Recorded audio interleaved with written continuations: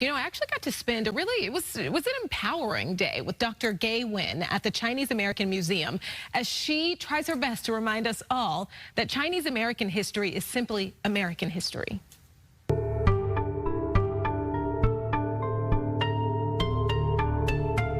This is a chapter of history, like many chapters of history that were hidden, not told as part of U.S. history, California history, LA history.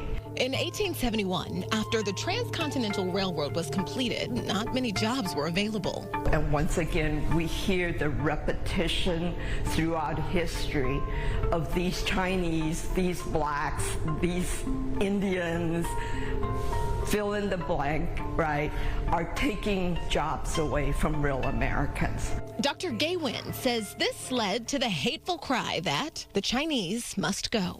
I think it was in the spring of 1871. Two Chinese groups were fighting each other over a woman, of course.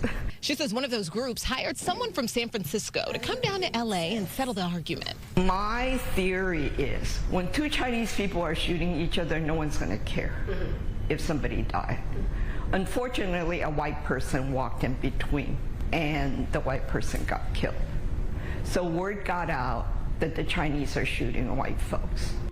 That very evening, October 24th, 1871, right around dinner time, a mob of 500 or so people stormed Chinatown and started attacking anyone Chinese. Those who were caught were either shot, stabbed, lynched, or the mob climbed onto the residence of the Chinese families and chopped holes through the roofs and through lighted logs to burn them out.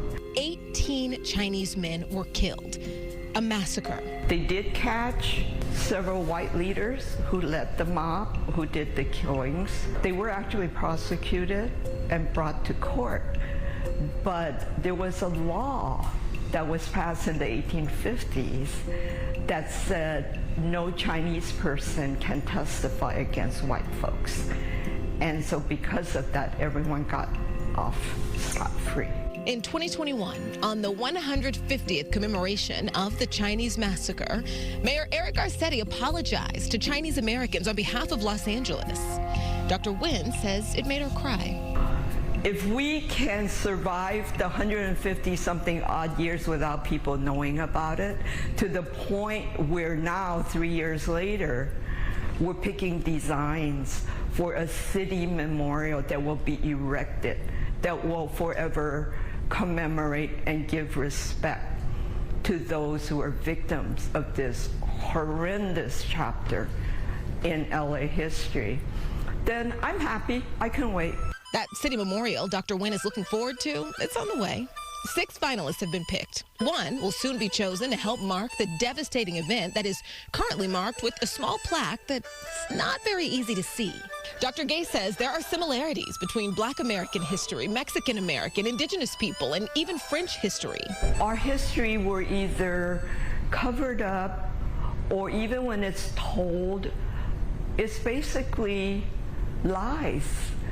And so, therefore, it's extremely important for us now in the different communities to say, hey, this isn't right. You know, we have our history, and you can't just rewrite it. She says the importance of telling these stories cannot be understated. Because right now, with this pendulum swing back to anti-China and anything, anti-Chinese, I'm scared. I'm scared because I look like this. Just one of the reasons Dr. Wynn says everyone should know this. Chinese American history is U.S. history.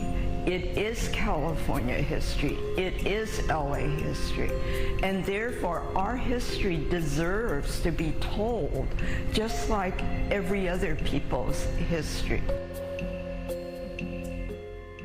You know, Dr. Wynn, she was talking to me and telling me she calls herself a product of LAUSD, UCLA, Cal State LA, this is a well-educated woman, okay? She was a teacher. She calls herself a local person and says all of that combined she still didn't know about this part of Los Angeles history until she joined the board of the Chinese American Museum. She's like, you know, I was a teacher and I'm Chinese American and I didn't know. And so it just gives you an idea of, how far we have to go